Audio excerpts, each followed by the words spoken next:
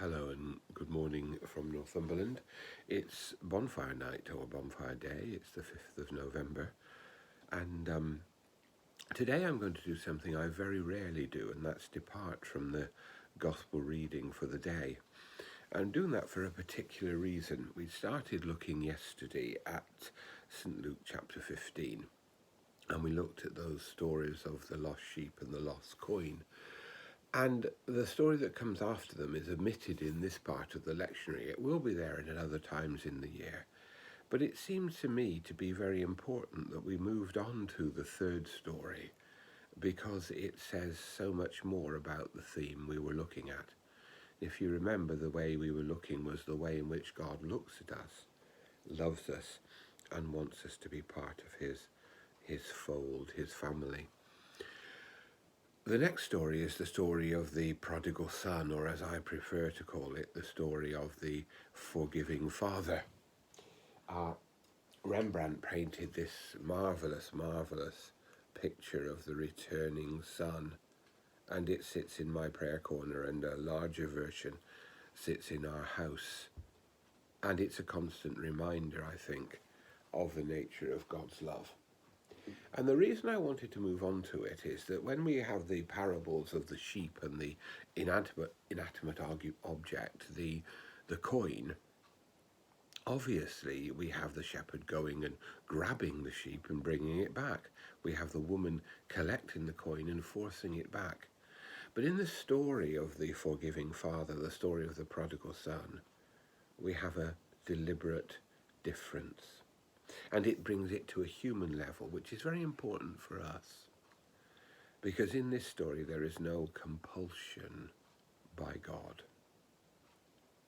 The son commits this terrible act of betrayal. He wishes his father was dead in a way, so he can have his money and go off and live his life. And the father does this, agrees to this. And the son goes and wastes his money, and then gets himself into the lowest possible state. He realizes that he needs to go back. First of all, he realizes it from self-interest. How many of my father's servants are better treated than I am? So I could go back there. And he knows enough of the father's love to realize there will be a place for him. The father, on the other hand, has not gone and forced him back. He's not kidnapped him from the streets and forced him back.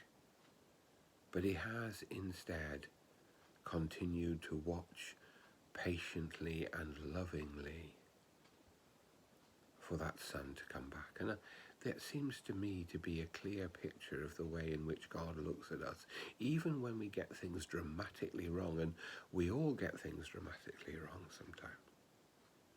God continues to look at us with that unceasing, that powerful, that life-changing love. The love of God shines on us as the sun shines every day. And when the son goes back with his prepared speech, the father's love enfolds him before he can say a word. And that love modifies what he says. Instead of saying, "Father, I've been a fool, give me a job," he just says, "Father, I've been a fool, forgive me." And from that there comes a restored relationship of forgiveness, of love, of restoration.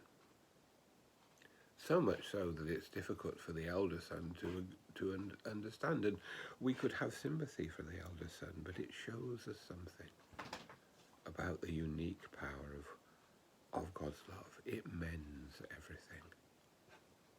And in time it can mend the attitude, if he lets it, of the elder son. When we look at God loving others, we should never be resentful, because God loves shines on us with the same shining and with the same power. we live in the fierce shining of God's love, the love that's always ready to know us and to welcome us. May God bless us.